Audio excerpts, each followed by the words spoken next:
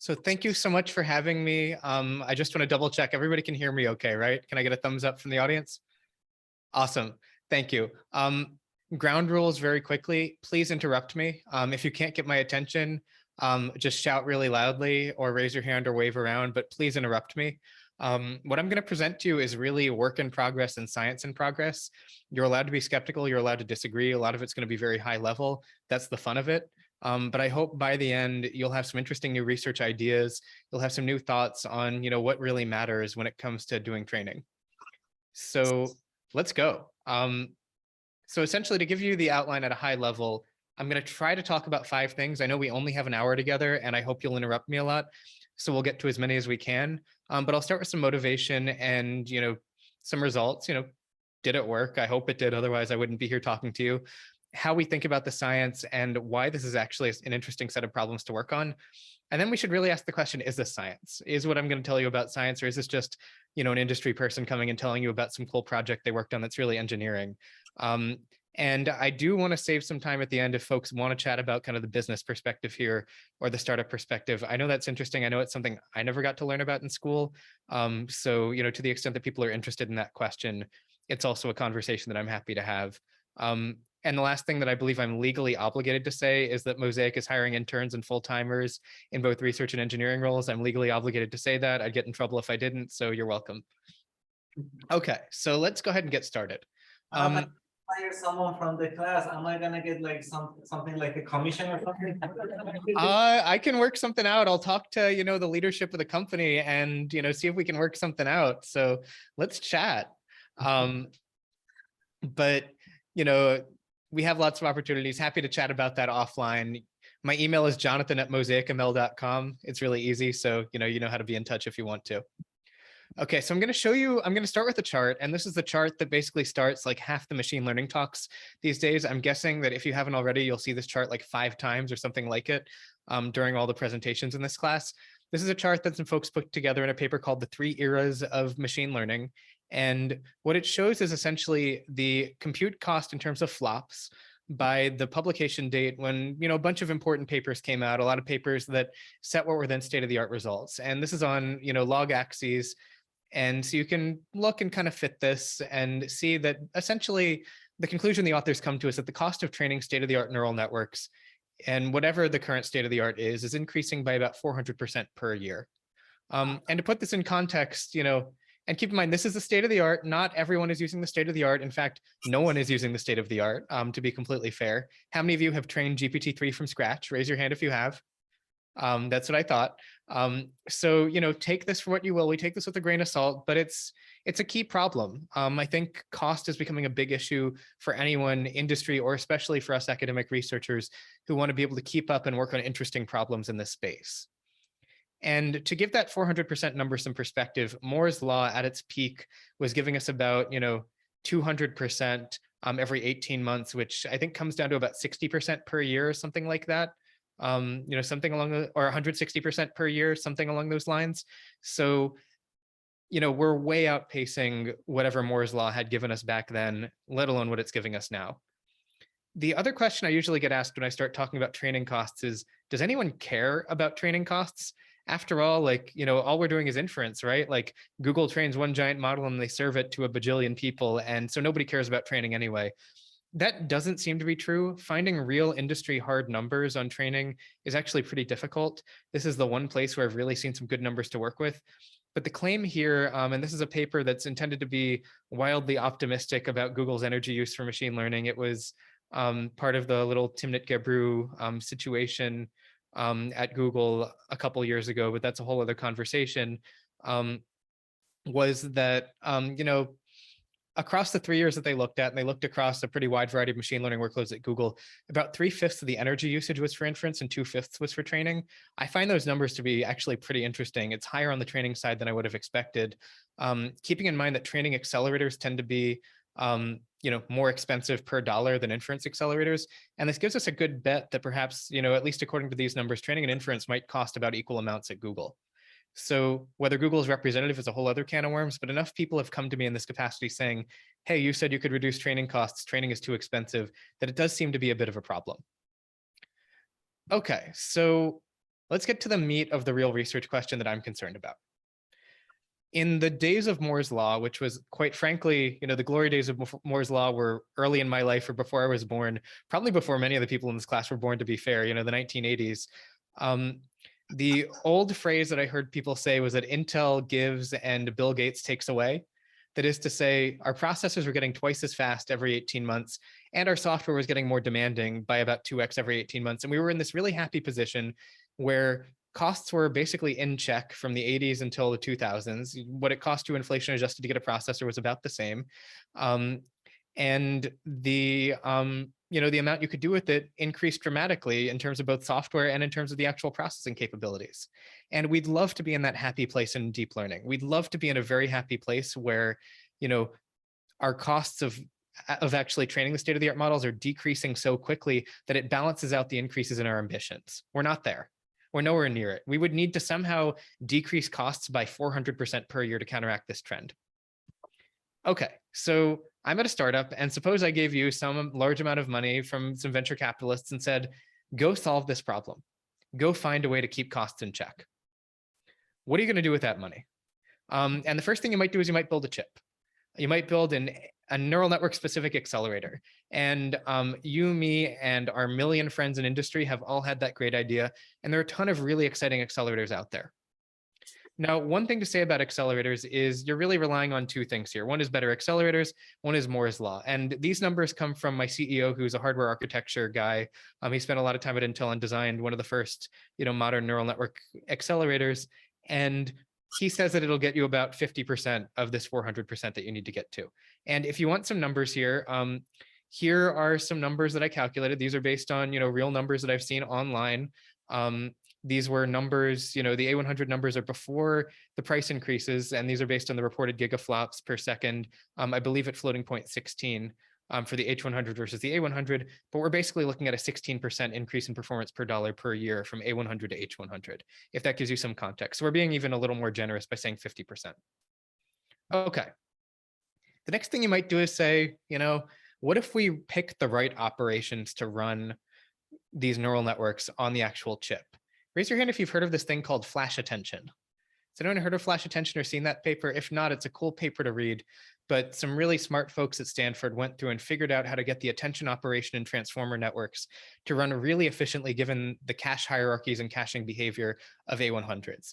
And it leads to huge speedups if you're going to train a transformer, all in one kernel. It didn't change the math, but it just maps the high-level operations that you or I want to do in a neural network down onto the right operations at the low level for the processor. And that's really what I think of compilers as doing. And there are a ton of awesome frameworks out there. There are more that have come out since this. There's a framework called Torch Dynamo that's come out recently that's pretty cool as an example that I don't have on this slide. And so this will get you some benefit. And, let's generously give that 30% per year, which is a lot to ask because, at some point you run out of things to optimize. So basically, I think there's something a little strange and funny about the way that we're going about this. Deep learning is not an exact science. It's not like doing merge sort, where there's a right way to sort the list. There's nothing sacred about the math behind deep learning. And yet all these approaches are trying to say, let's take the exact same operations, the exact same recipe, the exact same optimization strategy, and run it faster. And this works to a point. And if you were doing, a traditional computer science algorithms class where we have to have correctness, that's all you would be able to do, because at the end of the day, we don't violate correctness. That's the one key property in computer science that we're not allowed to touch. In deep learning, there is no such thing as correctness. We have mislabeled data. We're trying to use what are basically glorified convex optimization strategies in a highly non-convex loss landscape we don't even know the first thing about in terms of what's actually going on. And we have all these hacks and tricks, and the ideal part of the hyperparameter space you have to be in on the right day of the week, and you have to look at your network the right way and say the right magic words before anything will train properly. If you get anything a little bit off, the network will diverge or have a loss spike or everything will fall apart. There is nothing correct or right about what we're doing, and we should not be afraid to change the math behind deep learning. Deep learning is approximate. And in approximate computing, the goal is to, in some sense, choose a solution, the approach that optimizes some constraint that gets you within epsilon of a particular metric. So, in the case of training, this is, I want a network that reaches a particular level of quality being a generic term for accuracy, perplexity, what have you, as cheaply as possible. And it doesn't matter how, there's no right way to do it. So the philosophy at Mosaic is, let's break the math. Let's change the algorithm behind training and find ways to exploit these big complex systems and our ignorance about how they work in order to make things more efficient fundamentally. Let's do that with a thought toward the hardware and the compilers, but let's completely change the math. And in doing so, hopefully we can close that gap to get us, from, the 70% to the 400% that we need. Questions, comments, or complaints at this point? This is just motivation, but I always like complaints. Going once, going twice. Questions? So, oh, sorry, go for it. There are no questions. Okay, let's keep going. So does this work? And the answer is, yeah, it works. Otherwise, I don't think Sohail would have invited me to come talk to you today if it were just mired in failure. So we started off doing a little proof of concept with ResNet 50 on ImageNet, because, where else do you ever begin on anything deep learning related?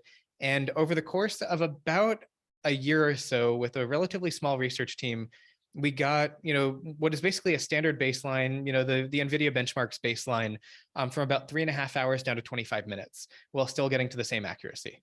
So a 710% improvement.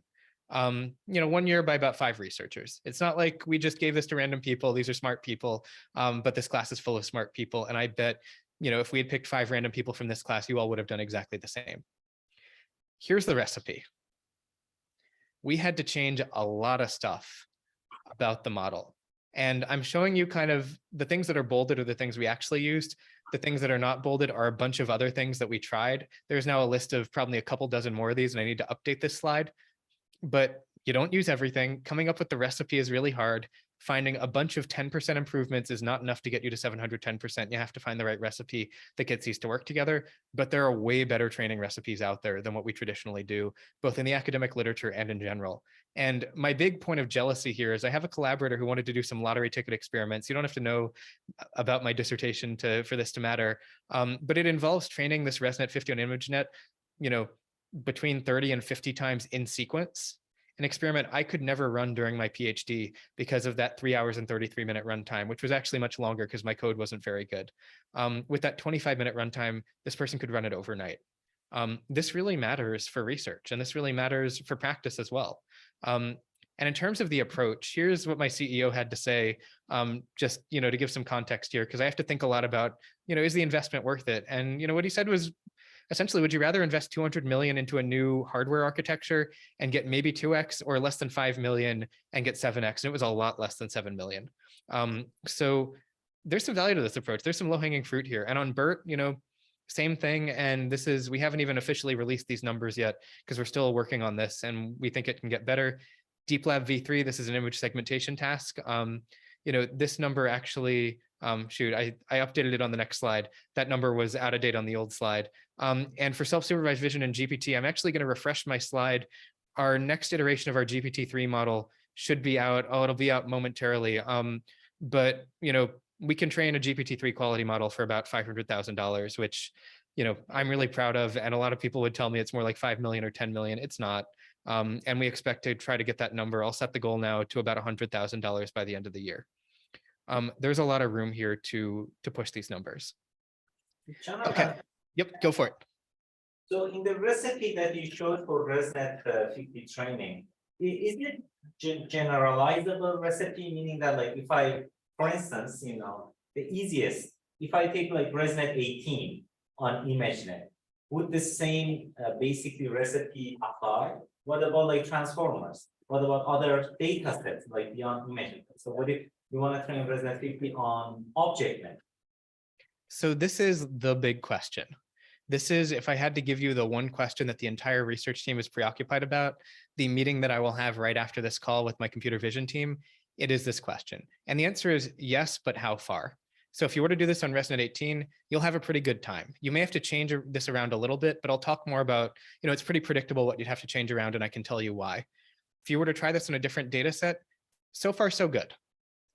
Now, how far you can push that on a different data set, that's a whole other question. If you were to try this on a completely different architecture, then it's a matter of how far you push it. If you try this on a dense net, yeah, life is probably going to be pretty good for you. If you try this on a vision transformer, no, I don't think this recipe will work right out of the box. There are a bunch of pieces of this recipe that are quite generic and a bunch of pieces that are much more specific. And what we're working on right now is trying to figure out how to decouple those pieces so we can have the generic recipe that we recommend for everything from BERT to ResNet, the more specific recipes that we might recommend in all computer vision settings, and then some very much more specific recipes that we'll recommend for a specific architecture. It's a great question, and I wish the answer were more than, well, it depends, but well, it depends. But the answer is, yeah, this is not so over-optimized that it only works in ImageNet or only works in ResNet 50. There's one question. Go ahead. Are all of the items in your recipe like independently giving you improvements to get to 710, or are they like amplifying each other and like providing speed ups like all together? I'm going to talk a lot about that in a moment, but boy, is it a mess. So we have seen all of the following. We have seen two things that help individually that have hurt together. We have seen one thing that helps and one thing that hurts help even more when you put them together, which is really weird. I'm trying to think if we've seen some weirder combinations. I don't think we've seen two things that hurt helped together yet, but we've seen some cases where it's come pretty close. So there's a science here. There is an empirical science to understanding how these interact. It is not random, it is predictable, and we're getting some good rules in our head that we have written down. How to make them scientifically rigorous enough that you can publish them. Well, that's something that honestly, it's hard to justify at a startup, but it is great to justify as an academic collaboration. So if that's an exciting question, please email me because we have a lot of those exciting questions, and I'll talk more about that toward the end. But yeah, creating these recipes, we have this really cool trick for creating these recipes. His name is Matthew. So, there is an art to this right now. But we're getting better and better and better at doing this as time goes on. A lot of this has to do with getting the right amount of regularization and understanding what is and is not regularization. And we can talk more about that a little bit later. Because at the end of the day, regularization is actually a speed up method.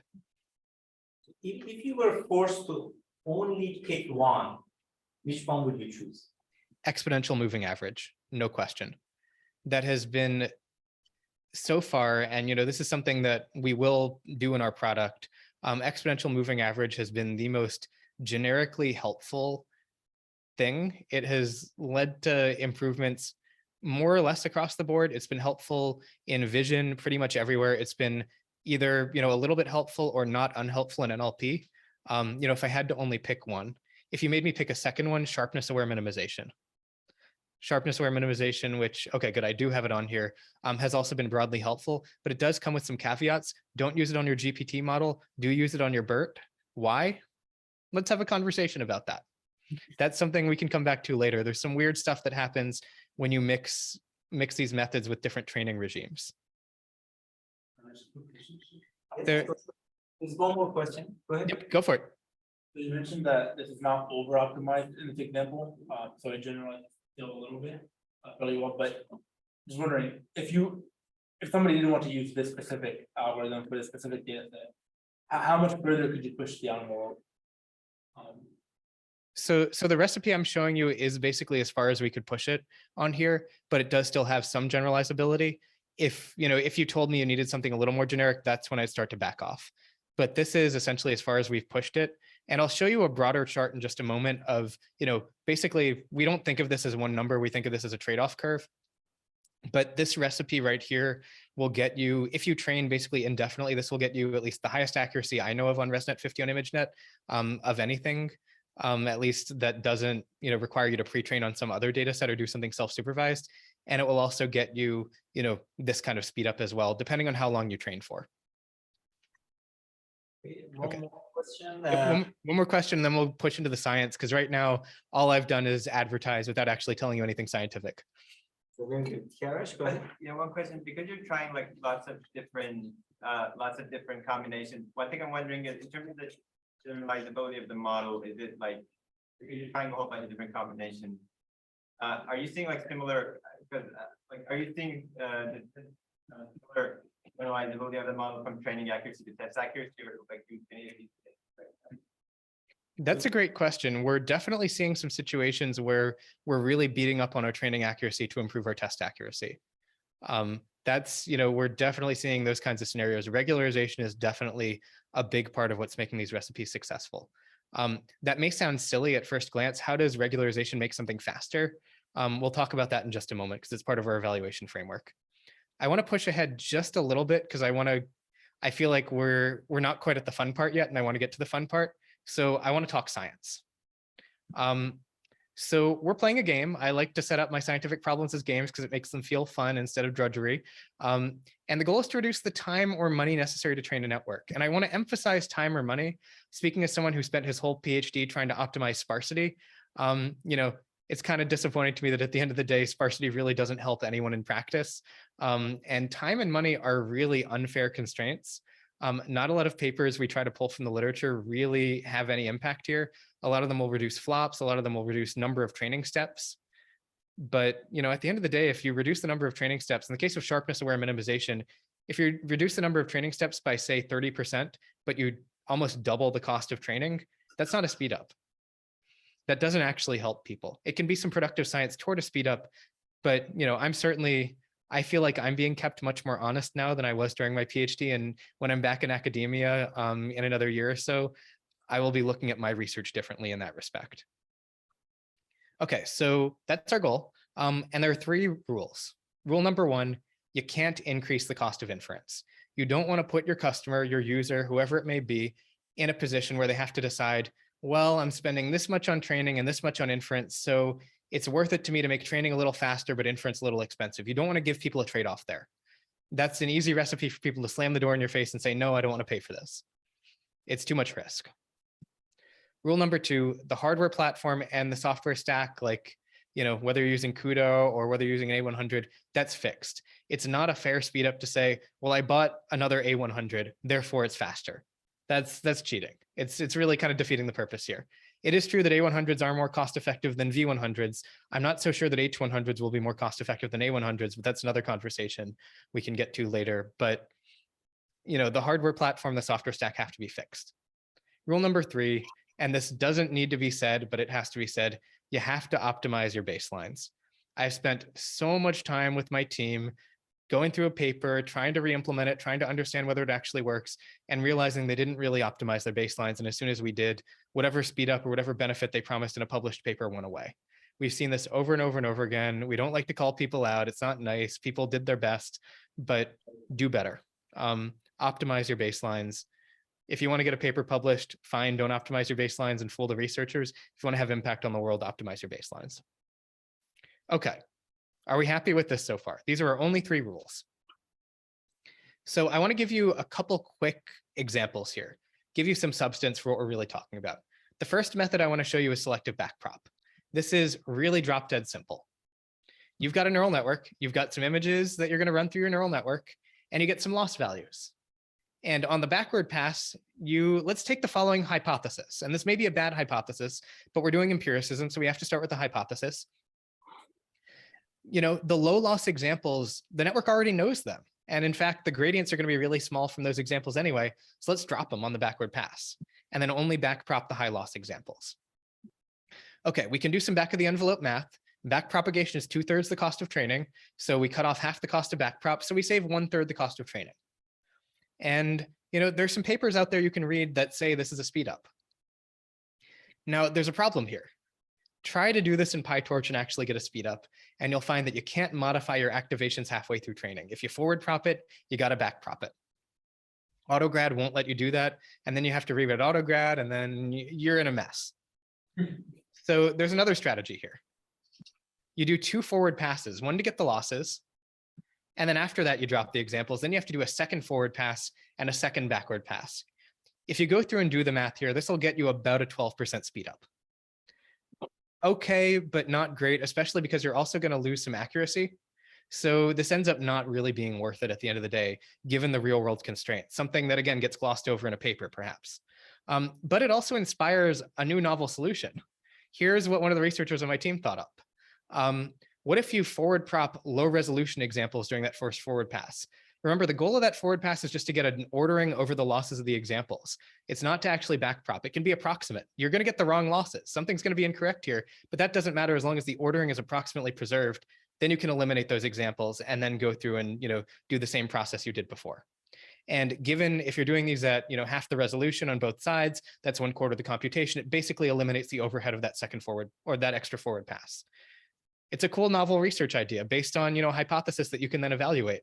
And one thing I'll keep coming back to during this talk is constraints and real world goals lead to interesting innovation and lead to interesting creativity. I think this idea might be publishable. And I just gave it to you for free. My researcher came up with it, so credit him. But this is the kind of fun stuff that I've been enjoying about being in industry for a little bit.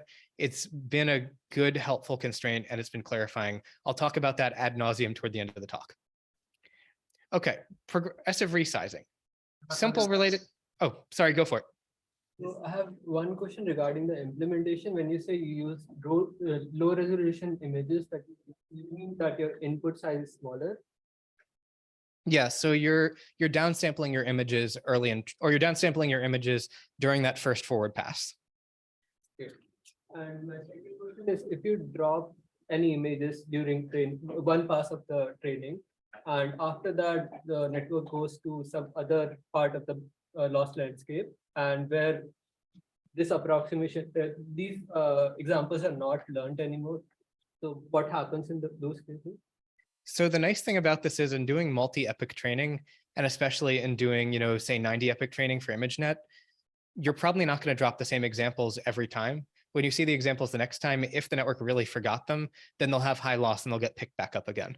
So the hope, or at least the aspiration here, is that this will kind of be a self-balancing process. Now, whether that's the case is a great scientific question, and I think this could be a paper on investigating that aspect of this problem and the extent to which these low resolution images and this dropping really affects things. So as far as I'm concerned, practice is inspiring new science. Unfortunately, I can't really justify at a startup going through and writing that paper, but if you're interested in writing that paper, you should be in touch with me. And if any of these ideas are interesting, you should write that paper and then call me and let me know what happens, because I'm really curious. But that's unfortunately my constraint right now. I look forward to being back in academia specifically for this reason, because I want to write those papers and it'll be fun. So I want to get to one other method quickly, progressive resizing here. And it's a very simple idea. Hypothesis. Early in training, the network is learning pretty dumb representations. And so actually, it doesn't really matter if you give it the full resolution images or low resolution images. The network's going to basically do okay either way early in training. This isn't true late in training, but it is true hypothetically early in training. So let's see if maybe that hypothesis seems to hold out in terms of our outcome. Let's train on low resolution images early on and slowly increase them. This actually works great. In terms of a step-for-step basis, you'll get worse results than if you trained on full resolution images the whole time. In terms of a wall clock time advantage, though, you'll train so fast early in training that you can train for 20% more steps, get to the same accuracy, and still finish 30% faster. So this is a huge speed up for computer vision models, and we're using this across multiple benchmarks, not just on ImageNet. Again, this is predicated on a hypothesis that may or may not be true, and there's science to do to try to understand whether the way that the network learns actually matches this. But it's an interesting hypothesis, and it's cool inspiration from something practical that we learned from Fast AI. This is kind of an old school Fast AI idea from a few years ago, and we found that it still worked not only here but in a bunch of other computer vision settings. There's one last method I want to show you, and this is mix-up. Raise your hand if you're familiar with mix-up. It's a pretty popular regularization method. The idea is essentially, instead of training on one image, you train on the linear interpolation for, some randomly selected value between 0 and 1 of 2 images, and then you train on the interpolation between the labels. This regularizes in a way that will improve your accuracy in many settings, especially in image classification, but there are versions of it that have been proposed for a lot of other settings. Why this works, I don't have a clue. This seems really weird to me. I'm perplexed that this works at all, but it does work and it helps. But also note, this didn't make training any faster. It's actually more work on your data loader to load all those extra images. So why am I even telling you this? Like, why is mix-up a speed up method? So with that in mind, I want to talk about how we evaluate success. How do you measure whether this is a better recipe? The simple answer is that you get a network that's just as good in less time or money. And if I were from NVIDIA, that would be enough, because you expect that if you take a network on a V100 and run it on an A100, it's going to take about the same amount of time to train, right? Or sorry, it's going to get about the same performance, right? And it'll take less time to train. And so, good enough. I don't really have to worry that putting it on an A100 is going to like lead it to diverge or something like that, or it's going to lead to like loss spikes or, lead to different results. I have to worry about that because I'm completely changing the math behind training. Just as good is complicated. So first of all, what does it even mean to be just as good? There's some great work in pruning showing that perhaps pruning a network can keep the same accuracy, but actually lead to bias in terms of which classes it's better on. So there are risks there in terms of, helping one metric and actually hurting another. Number two, what if you can't find anything just as good? And by that, I mean the following. What I'm going to show you now is, how we plot our results. This is our baseline. So it's got some amount of training time, let's say 3 hours and 33 minutes, and it's got some amount of model quality, let's say 77.1% accuracy on ImageNet for ResNet 50. Cool, that's our baseline. That's kind of the NVIDIA examples on 8 A100s. Suppose I have a speed up method that gets us this point. So less training time, better quality. Raise your hand if you think this is good. Like, you should just always use this. Heck yeah, you should always use this. It's faster and better. Like, unless it's really doing something to your downstream metrics. Let's assume that quality includes everything you might care about, like bias. Is there a reason we shouldn't use this? Like, no, this is pretty good. Even something like this is great. Like, same quality, lower training time, awesome. What about this? Raise your hand if you think that this is a speed up method that we should use. Raise your hand if you think this is a speed up method that you shouldn't use. It did make your quality worse, even if it lowered your training time. Raise your hand. Raise your hand if you think I'm not giving you anywhere near enough information to make that determination. Okay, for one of the people who raised their hand, I see someone in the far back right corner from my perspective in the center section. Tell me, what information do you need then to make that decision? Yeah, I think that's good. Anybody else have an idea for what additional information you need to make that decision?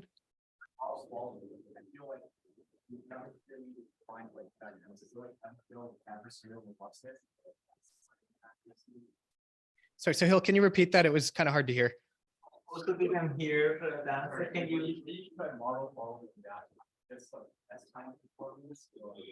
So, yeah, basically, he's asking the question that what you mean by model quality. It's just like the test. Oh, yeah. So let me clarify. Quality is kind of a stand-in for accuracy or perplexity. Basically, higher is better.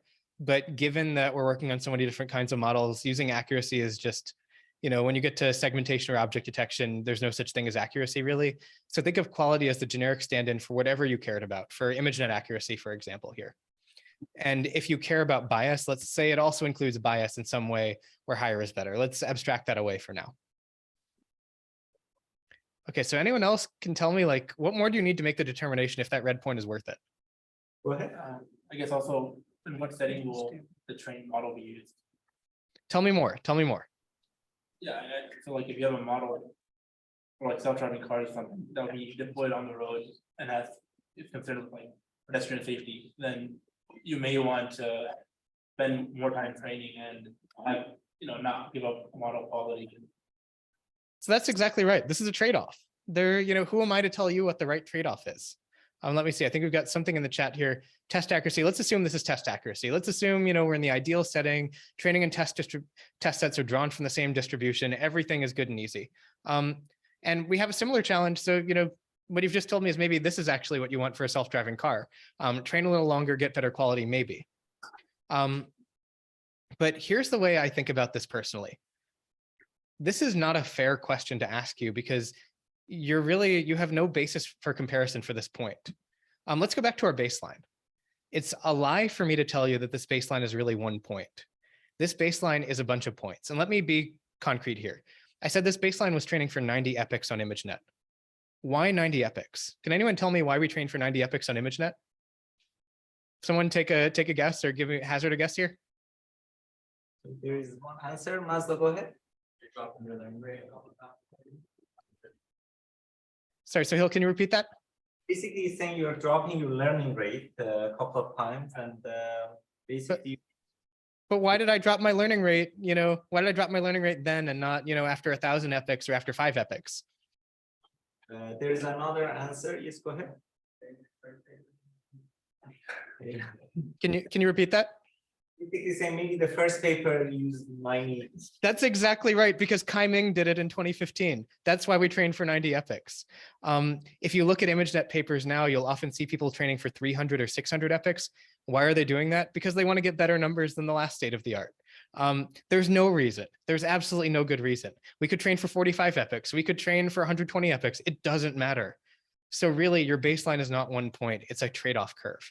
It's a trade-off between how much are you willing to spend on training? Are you going to be like Kai Ming, or are you going to be like the vision transformer folks? And you get different qualities depending on how long you train. We'll ignore the issues of if you train too long, you might overfit. On a network like ResNet 50, you don't really see that. You do see more the double descent, perspective, where the more you train, the better the results get. And so now, raise your hand if you think this red point is good or bad. Raise your hand if you think it's good. Can someone tell me why? Anyone feel free to go for it. It's hard for me to call on specific people on the little Zoom window. I'll just pick, yeah, you go ahead.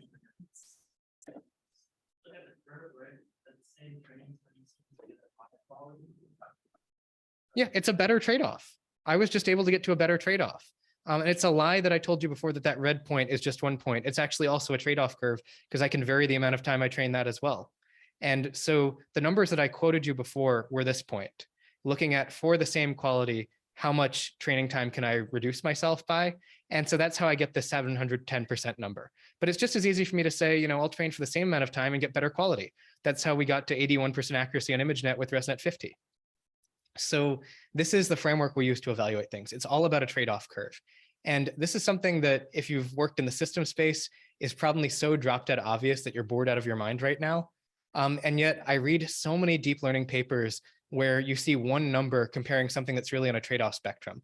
Like in my home literature of pruning, you'll see someone say, well, we started off with this model and I pruned it by 80% and lost 1% of accuracy.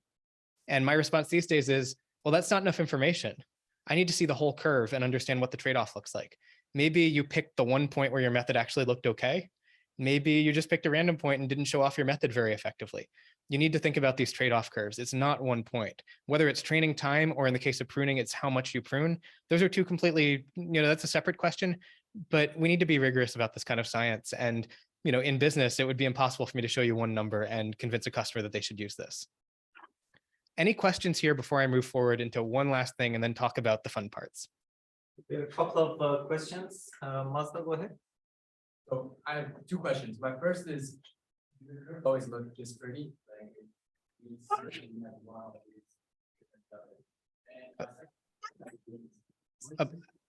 I think I'm getting some weird noise over. I don't think I'm hearing you over the microphone. I'll repeat the first. There are 2 questions. I'll repeat the first question. Basically, he's asking if the curves look always like this pretty, like meaning that one, you have one red curve that No way. No way. I'll show you a real chart in just a moment of what it actually looked like for our recipes. And there's some even weirder stuff that happens sometimes. But generally what we found is different recipes for different run lengths, and they vary by the amount of regularization that you do. That's been kind of the magic formula.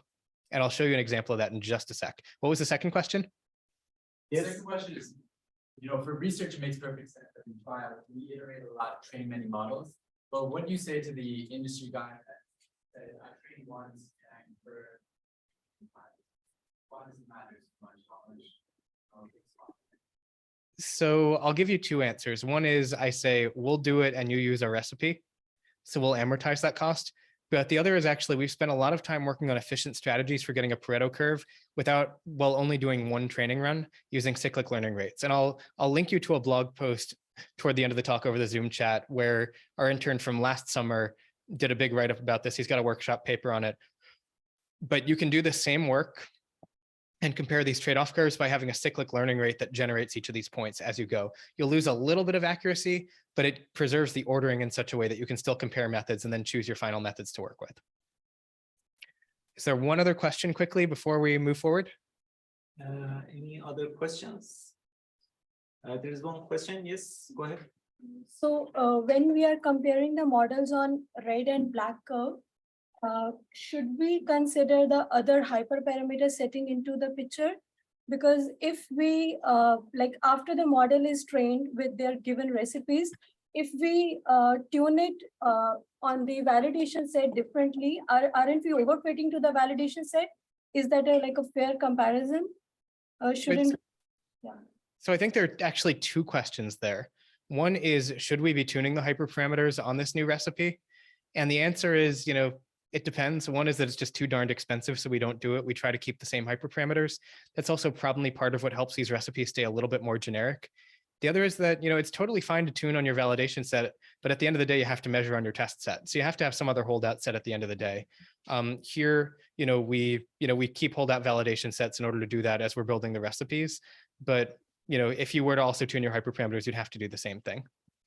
Good machine learning hygiene doesn't stop even when you're in industry trying to sell things to people.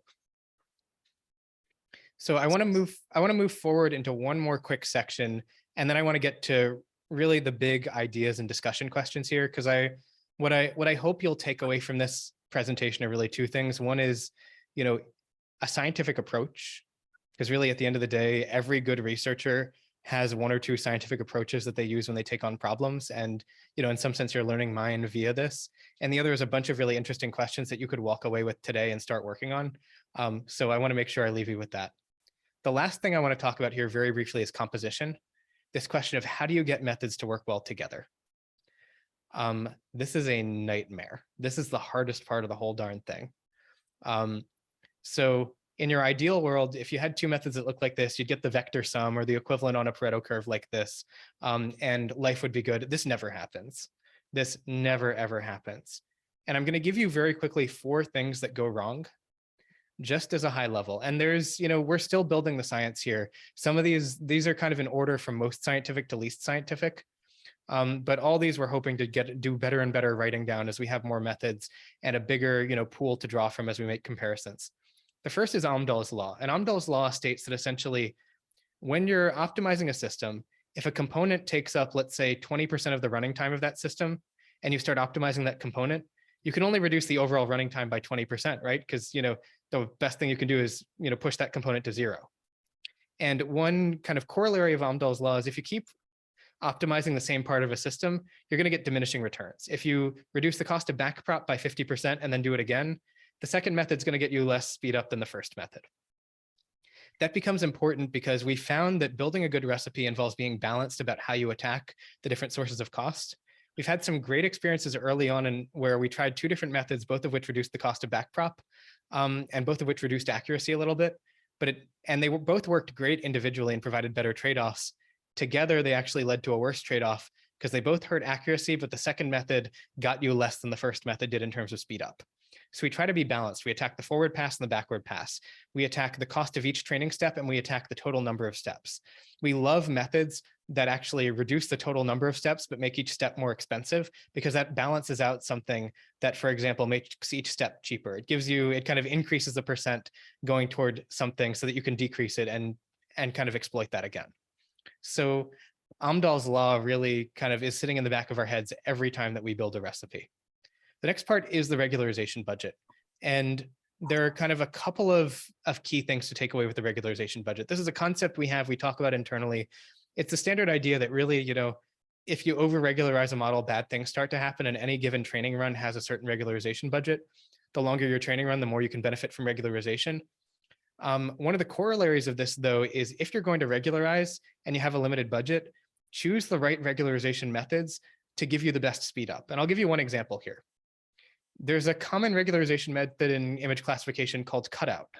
In cutout, you cover up part of the image, and this somehow regularizes. There's a whole family of these called cut mix and a bunch of other things, but some of these get very weird and strange that they work.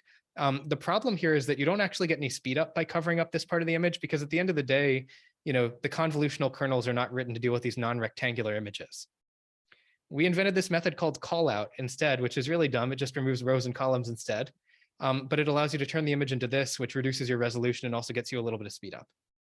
Ironically, it turns out call out and cutout actually compose really nicely together. But if I had to choose one, I would choose call out because it gets me similar regularization, but it gets me better speed up. There are drug interactions. I use this term loosely to say, essentially, the metaphor I use is that these are big, complex machine learning systems that kind of are almost like biological systems. I'm a skeptic of using theory from first principles to try to understand how these systems work. It's one of my more controversial views that, Sohail may be covering his face right now so that he's not embarrassed by me saying this. But I'm a believer that these are more like biology and more like, the brain, and that they're complex systems with strange emergent behavior out of that complexity. And we have to study them as the strange organisms they are in practice. And just like studying physics may not tell you much about biology, you kind of have to start with biology and work your way backwards. I feel the same way about theory versus empiricism and deep learning. But in that respect, I say that at Mosaic, we're kind of designing pharmaceuticals for neural networks. We're trying to understand a biological process and change that process in some desirable way. You do get drug interactions. We have all the time methods that lead to great speed up until you try to combine them with other methods, and then nothing happens, or then things get worse. And we understand these interactions better and better as time goes on, but it is something to worry about. The last thing here is there are other bottlenecks. As soon as you speed up the model enough in the GPU, your data loader can become a bottleneck. This is true if you use fancy, self-supervised vision techniques that have a lot of data augmentation. You're probably CPU bottlenecked, or if you're not CPU bottlenecked and you try to speed it up, you'll probably become CPU bottlenecked very quickly. In fact, if you train vanilla ResNet 50 on ImageNet with standard augmentation on the Amazon A100s, you'll be data loader bottlenecked from the beginning because the CPUs are too wimpy. So, the results. Here's that graph I've been promising. These are a bunch of different points. So the black lines here are the NVIDIA HPRAM baselines from the classic NVIDIA examples. There's some other recipes out there that other folks have proposed in the past years. I provided as reading the ResNet Strikes Back paper, which kind of takes a similar approach, although just about accuracy, not about efficiency. Those are the TIM papers. Those are the TIM points here, these blue points. And you'll see 3 lines from Mosaic: mild, medium, and hot. Thank you, Taco Bell, for that inspiration. Eventually, we'll have the Diablo recipe or something like that. But you can see there are 3 different recipes for different training run lengths. The mild recipe is really for the ultra short training run lengths. This is for the MLPerf benchmark. That is kind of silly, but you got to compete. The medium recipe is probably the sweet spot. That's from kind of about 90 epochs to maybe 250 epochs. And then after that, the hot recipe overtakes it if you're going to just train for as long as possible to get to the best possible accuracy. So this is what real curves look like. You can see they do cross. The difference here is in the amount of regularization, because the longer you train, the more regularization you can get. Maybe one question, and then I want to give the scientific perspective here, because I think that's honestly what I hope you'll take away from this talk. Any questions so far or complaints? Questions? You can also see how we got to that 7.1x number in terms of comparing to the left. But if you wanted to go the other way, you could say, well, we also got 4 percentage points better. Take your pick. Okay, question in the back? Yes, go ahead. I have a question. This is more of like a question. So one is like approximately how many new like strategies and tricks are coming out here? Okay, Sohail, can you repeat that question? So I think the question is about like how many tricks or strategies use in order to. How many are like coming out? How many new ones are coming out per year? And also like a number of tricks and strategies increase. How does like the time it takes to come up with new recipes? Right? Because like, let's suppose you have 1,000 tricks. Like, how are you going to iterate that state to figure out the best recipes? Okay, can you repeat that again? I think the mic's not picking up in the back corner. So the question is a little bit more general, so I'll try to mimic it as much as I can. So basically saying that how many strategies and tricks to improve efficiency are coming out, like, let's say, per year. And after you have 1,000 tricks or techniques, how difficult it is to further improve. So did I how does like the difficulty the difficulty to basically come up with new recipes? I think so. New recipes, I'm less worried about new speed up methods. That's hard. Every speed up method is a paper. We have a bunch of these that are Mosaic ML originals. A lot of these are highly improved versions of things we saw in the literature, where someone didn't do the work of figuring out how to actually make it fast, or whether there was some additional work involved. Some of which have been published since then by other folks, which is fantastic. It's good affirmation for us. But it's, think about the amount of work that goes into a publication. That's minimum 3 months of work and probably quite a bit more. That's what it takes to come up with a brand new speed up method from scratch. And usually you don't just come up with a speed up method. I'll say more about that in just a moment, but it's really, you have to understand the learning dynamics of training in order to find ways to speed things up. We're really, we're enjoying the fruits of a lot of people's labor, and we hope we're giving back to the community by making all this open source and improving a lot of things that are already out there. But it's a lot of work to come up with this. And part of my job being here right now is to evangelize the fact that this is, important work, valuable work, and is having an impact in industry. And, to hope that more people decide they want to work on this stuff, because it's also good for our business if people come up with this. We provide compute, we collaborate, all that good stuff to encourage this kind of work because it's necessary for us. So, if you're interested in this kind of work, definitely email me. We got lots of ideas and we're happy to collaborate and we're happy to make resources available. But yeah, it's no easy thing. For a researcher at Mosaic to get a speed up method completely up and running from a paper, it's probably 6 to 8 weeks. And these are really experienced, talented researchers with PhDs who are, some of the brightest people I know. So, think of that as you think about the time horizon. Coming up with the recipe itself can take months sometimes to actually get all this to work well together. Jonathan, let me inject one more question here myself. So here we are looking at like the top on accuracy of these models, and obviously there's a trade-off, but there are like some really good performing networks with like less running time.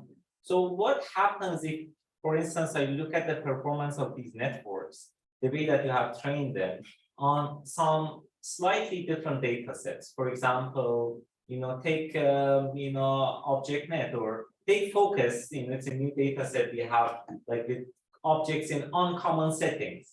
Right? So do you expect, maybe you have looked into those types of analysis, do you expect to see like the same ordering of these networks in terms of their performance? Or do you see that maybe if a network is trained more efficiently and you get like, pretty good trade-off in the top on accuracy, but it may hurt your distributional robustness or other aspects? It's a great question. We haven't pushed it in those ways. We're really, our goal at the end of the day is we have this recipe, we find a customer who's interested enough, and we work with them to get it to generalize to their benchmark. And by and large, these recipes seem to kind of translate from A to B relatively well.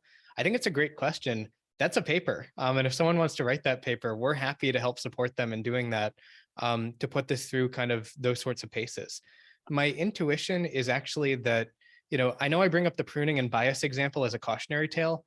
A lot of what we're doing is regularizing the hell out of these networks, and then trying to make sure that training is fast enough that regularization we're able to cash in on early enough that it still gives us a better trade-off. So in some sense, I'm actually optimistic that these things will generalize as well or better to other benchmarks as they will to the main task. It's something we haven't tested in the way that I would expect in a rigorous academic paper on that subject. I'd love to find out if someone's interested in that project. Please. I hope, again, you'll take away from this lots of research ideas and lots of stuff to work on. I am interested. So yeah, let's talk and let's do that. So with that in mind, I want to close, and we've only got a few minutes left together, but I do want to close on, and now my slides don't want to advance. Let me see. So I want to give some research context. And the first question I want to ask, is this really science, or is this someone off in industry doing a bunch of engineering work? Raise your hand if you think this is someone off in industry doing a bunch of engineering work. That's a totally okay thing to say. But I do want to force you to ask that question to yourself. Feel free to raise your hand. I can't really see who's raising their hand, so I won't come after you because you're very small in the corner of my screen. Raise your hand if you think this is science in some sense. Okay, you're preaching to the choir here. You're telling me exactly what I want to hear. Maybe we can do, Sahil, maybe you can do an anonymous poll afterward and we'll find out. But another way of looking at this question is, is it publishable? Raise your hand if you think what I've shown you today would actually get into a conference, would survive reviewer 2. I quite frankly don't think it would, personally. I did send you the ResNet Strikes Back paper, which did get in, but I'm actually kind of skeptical that this would get published. Reviewer 2 might say there's nothing novel here. You just mishmashed a bunch of other methods. How many people have ever gotten that kind of thing from Reviewer 2 before? I certainly have. I get it on every paper. So, it's a question in my mind. In some sense, I consider this to be work that I can get away with because I'm not in academia. There are tons of academic ideas that come out of this that I don't get time to focus on, hence why I'm begging all of you to come work on these ideas and tell me what happens, because I want to know so badly. But it is a question in my mind of whether the actual stuff specifically that I presented here is publishable in the way that we're doing it. So I'll try to make the argument that this is science, and in doing so, I'm going to drop a huge number of research questions and ideas that you're encouraged to go and run with. It's really inspired me to think about a lot of just really granular questions of sorts of things I wasn't thinking about before. I think this is being recorded, so, happy to share these later, you can find it. But, like the relationship between exponential moving averaging and learning rate schedules is really complicated, given that I told you that was my favorite method. There's a lot going on there. Can you create a full Pareto curve in one run faithfully? That's a thing that we had an intern work on, and I think he set a good baseline, but can you do better? Because that's really helpful not only for us in terms of the work we do, but can you imagine someone who comes across a new data set and doesn't know whether they should be training for 1 epoch or 1,000 epochs? It would be really nice to have a learning rate schedule that doesn't presuppose when training is going to end before you start by doing cosine decay or having steps. It'd be really nice if you had a schedule that was cyclic in some way, or whatever it may be, that allows you to just keep training until you reach a target performance, whatever that may be, because you may never get to go back again. Like imagine GPT-3, where, how long do you train for? How long do you set that learning rate schedule for? Who knows? Just keep going. But we don't really have a nice open-ended way to do that. We have to lower the learning rate at some point in training. What is the role of data repetition in multi-epoch training? I hinted at this a little bit in the comparison between BERT and GPT before, but this is a big question I see as I look at both those models. BERT, at least traditionally, is trained on 5 epochs on Google Books and Wikitext. GPT is trained on 1 epoch, if that, of a corpus like C4. Why? Does that matter? Does it change things? What about optimal ways to tokenize? This has become a huge question for us with customers. Common tokenizers do a really crappy job with things that don't look like text you pulled from Reddit. There's a lot of work we have to do there. The other fun thing for me, at least, because my drive is to understand how neural networks learn. That is my core academic question. That's the thing that makes me excited, and how they learn in practice in all their complexity and all their messiness. And we've come across these gigantic questions about what a model learns during the early phase of training versus later in training. If folks are interested in that question, I can be more specific, but there's a lot there. Like, how does data selection and repetition relate to regularization? This has ended up being a huge question for us as we design these recipes that involve both playing with the data and playing with regularization. And how do optimal training strategies change across time and scale? Huge question as we go from GPT-2 to GPT-3, and we go from training for 45 epochs to training for 600. It's really fun to watch how these things change. All of these would make amazing papers. In some sense, it also clarifies what's important. And I say this, the first line is meant to insult myself here. My dissertation was all about what might be if we could sparsify models early in training. Not only do we not know how to do that very well, but also sparsity doesn't really help. We're not doing any pruning at Mosaic. Nobody's asked the lottery ticket question. We're not doing any lottery ticket at Mosaic because it's really hard to exploit sparsity. I don't know if I'm going to work on sparsity after I come back to academia. I don't know how useful it is, and I want to do things that are useful. How much does theory tell us about the real world? Does it tell us anything? I'm a skeptic personally, and it hasn't really helped us at Mosaic very much, to be frank. Convince me I'm wrong, but it hasn't helped me very much. What kinds of theory are helpful in the real world? Like the work on mu transfer that some people may have seen, that's been really interesting for us. There's some cool work to do in theory areas that are applied to specific questions. I don't know if a grand unified theory of deep learning will necessarily be what helps there, though. I ask a little bit tongue-in-cheek, does anything work beyond CFAR 10, given that that's all you see in papers? If you want other things to work on besides CFAR 10 or other small-scale tasks, let me know. Anything from image segmentation to small BERT models or what have you, but push your stuff beyond CFAR 10. It's nice to push the limits there. And, are we serious about the applications we make up for papers? I've read a lot of, I'll pick on adversarial examples here. I've read a lot of adversarial examples here that say, like, what if we fool a self-driving car and cause it to crash? I don't know how serious of an application that is. And it's definitely making me question what I've written in my papers on that front. It's a source for entirely new ideas. I won't dwell on that, but it's also, the last thing I'll say is, it's a new critical perspective for me, at least. It's making me ask fundamental questions about, like, these whole foundation models like GPT-3 and BERT, are they really the right way to go? Or is generic better? I don't think so, actually. I'm finding it's not the case. Again, happy to say more about that. Are these big models really models? I'm starting to think of them more like databases, and I can say more about that offline. Are vision transformers really better than resonance? I don't think so personally, not for any practical application yet. Is distillation really for model compression? I don't think so. It's really forced me to reconsider a lot of fundamental things I think about the world, and I think we think about the world. So I'll close with just, it's empiricism on the bleeding edge in service of practice. I think this is really fun. I think it's great for science. I think it's great to show that science can do something for the world. And it's cool to get to see it from the business side. So with that, I'll say thank you so much. You know where to find me if you want to chat more about this stuff.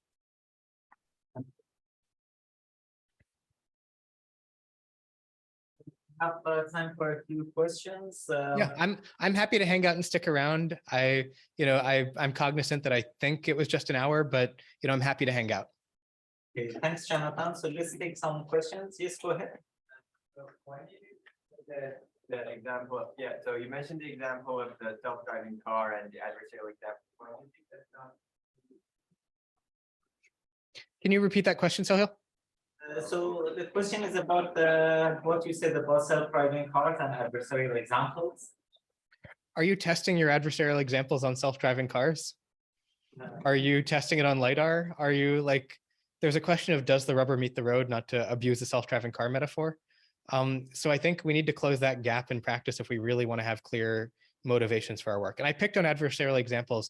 I could pick on anything. I could pick on my own work with sparsity. The motivation is to make things more efficient. Is it really making things more efficient? No. Federated learning, the motivation is often privacy.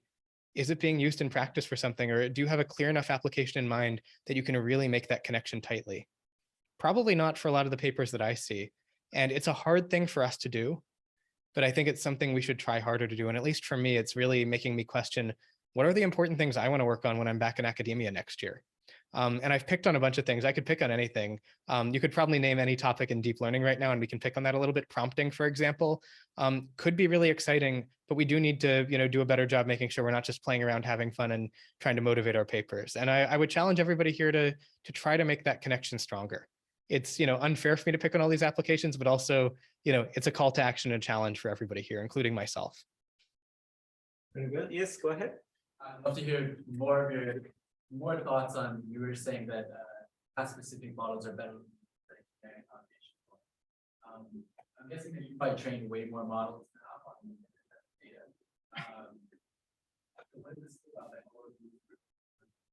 Can you repeat the second half of that question, Sohail? I think I lost it. The question is about the comparison between task-specific models and quote-unquote foundation models. Right. So why do you think they're better? You must have more evidence for that.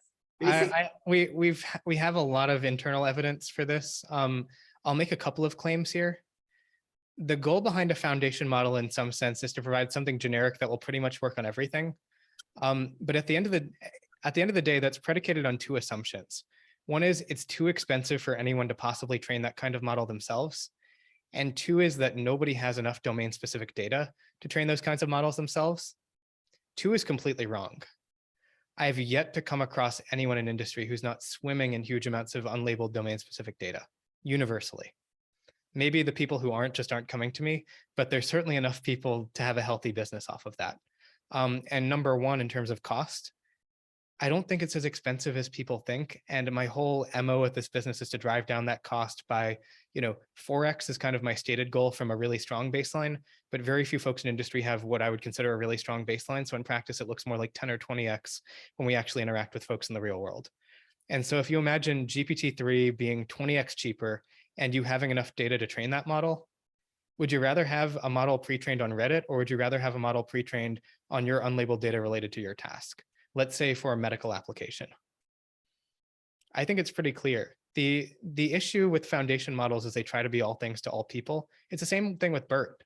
It's trying to be all things to all people, which in an academic setting is really exciting because we can study transfer learning.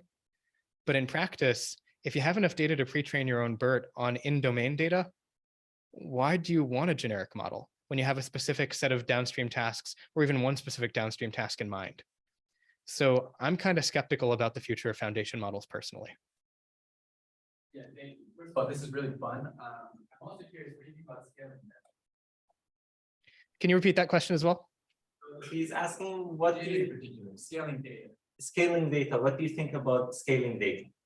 Scaling data in terms of like scaling laws and increasing data set sizes? Yes. Do you think that like, are we sacrificing something if we train on a small task specific data set? Or are you saying that that's a myth, that there's enough data for whatever task that we're specified to do? I mean, if you're training on so at the end of the day, if you have the same amount of data, and I've seen folks in industry who have basically as much data as GPT-3 was trained on in an unlabeled sense or more, that's in domain. If you have the choice, why wouldn't you train on in-domain data?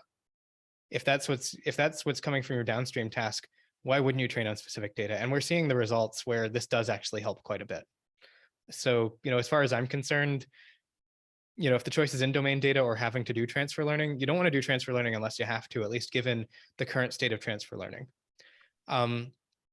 With respect to, actually scaling data, certainly we're seeing the world move to a place, at least in our current understanding of scaling laws, where honestly, you just need a lot of data and you don't need models that are that gigantic anyway. And so costs are a lot lower than we think to train these things as it stands. It also means a lot of the data related questions I asked earlier are absolutely paramount. Things like repeating data, things like data ordering, things like progressive resizing that I mentioned before. Can you iterate through data quicker during certain parts of training, depending on the nature of the training regime? Those become paramount questions when you need to train on a huge amount of data for a large number of steps. The last thing I'll say, and this goes back to the second question on this slide. I no longer think of GPT and stable diffusion or any models like, these large, giant self-supervised models. I no longer think of them as models in the traditional sense of we're trying to predict something about something else. I'm thinking of these more as databases. And I mean this in a very specific way. I think of a prompt, or in the case of, a stable diffusion model or DALL-E or something like that, as, a prompt is really a query. And you're trying to query some kind of knowledge out of the model. That knowledge has to be in there somewhere. I don't mean memorization per se. The model can make relationships between data that isn't, provided, verbatim in the training set. We see this with all these models. But at the end of the day, it is in some sense producing content that are remixes or rehashes or combinations or relationships between things in ways we couldn't do in a traditional SQL database. I think it's a powerful way to think about things in terms of how it motivates the work we do on prompting as really querying, and the work we do on, getting things out of the model as knowledge that we should be measuring in an explicit, way. There are ways of measuring the complexity of knowledge. So that's really a point of view that I'm starting to take just based on the way the literature is going. And in that sense, I start to ask the question, would you rather have your database full of Reddit? Would you rather have your database full of your in-domain data? That's how I'm starting to think about this. To the extent that you agree with that philosophy or not, take it for what you will. It's all intuition and we have no science here. But I do think it's a useful way to think about the world that can lead to interesting research. And in that sense, it gives me, a useful perspective that seems to help me understand some of the behaviors we're seeing. There's one more question. Please go ahead. Yeah, so you mentioned about lottery ticket hypothesis. So our project is around that only. So just wanted to ask a few questions around that. So basically what we want to do is we want a subnetwork from a large model, and we want that subnetwork to work on few short data set. But strangely, what we are observing that fine-tuning that subnetwork is not performing. Actually, it's performing poorer than the original full network. So have you ever encountered this kind of same trend where it's not the weights, it's just the network architecture? I would say, because as you modify the weights, even by a small amount, it's giving you a very poor performance. So this is a little bit of inside baseball for those who aren't, very steeped in lottery tickets. And, lottery tickets are a dirty word when I give this presentation. But what I would look at here is there's a whole literature on these supermasks, or this paper, what's hidden in randomly weighted neural networks, that looks at finding subnetworks that have high accuracy at random initialization. The reason why I point to those papers is there's an interesting phenomenon where those subnetworks they find at initialization that are actually really good on their own don't train very well once you try to train them. In some cases, they actually get much worse. So you could be seeing a similar effect to that. And it's worth, I don't think it's the same effect, but it could be a connection that you can make, or at least some way to ground that in the literature. So this wouldn't surprise me, but it's pretty interesting. And I'd love to see that paper when it's done. That sounds really cool. Okay, fantastic. And I'll, end with this question. Did you get the updated GPT-3 training time numbers that you promised? Yes, I just got a Slack message from my folks saying that it's out. So now you get to be the first. Let me stop sharing my screen and share a different window. Give me 1 sec to share the right thing. Let's share, and there we go. Beautiful. The graphics folks are fantastic. But GPT-3, I'll give the briefest of brief 1-minute version. We put out some Twitter polls last week on Twitter and LinkedIn to see how much people thought it would really take to train a GPT-3 quality model from scratch. People are off by like an order of magnitude. These models aren't that expensive. And when we say 500K, I mean, call us and write us a check for 500K and we will train this model for you today on your data or on any data. And the goal, we won't say this in the blog post, but I'll put this here because it'll be at the very end of the recording where nobody will see it, but where you all will have heard it. The goal is to get to 100K. And the goal is to get to 100K very soon, ideally by the end of the year, hopefully, by early next year. That is eminently doable. This is without any speed up methods. This is just with really good engineering and a lot of attention to detail on that. The speed up methods will all be on top of that. So this is our baseline, our highly optimized baseline. And the goal for the team is beat this by 5x. And my goal for you is if you want to work on this stuff, there are a lot of small scale versions of this you can train pretty cheaply. Let me see. If you wanted to train, a 1.3 billion parameter model, it's about $2,000. If you want to train something half the size of that, which is still pretty substantial, you're getting into the hundreds, which is pretty reasonable for an academic experiment these days. If you want to train a bunch of them, especially if you own the GPUs, like, you all at Maryland have an amazing cluster. So you want to work on speed up methods for GPT models, it's open season, and, come help us drive down that cost. Okay, fantastic. Congrats for these numbers, and thanks again for this amazing talk. This time. Thank you, everybody. Feel free to be in touch if you ever want to chat. Jonathan@mosaicml.com. You know where to find me. Take care.